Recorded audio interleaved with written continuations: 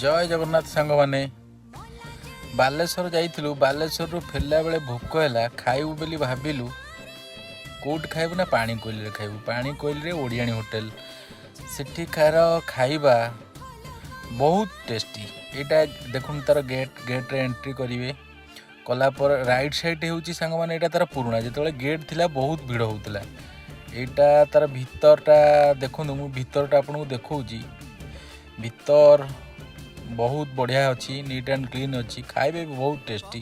मु तो खाइली 180 टंकार बहुत क्वांटिटी 2 जन भी सफिशिएंट खाई पार गोटे थाली देखुन तार डेकोरेटटा मस्त है डेकोरेट तो आपन को बहुत बढ़िया लगे खावाई देखु थाली मु देखौची एटा तार शो होता थालीटा हर आइटम बहुत आइटम प्रत्येक आइटम बहुत टेस्टी आपन केबे आसिले खाइबे एठी।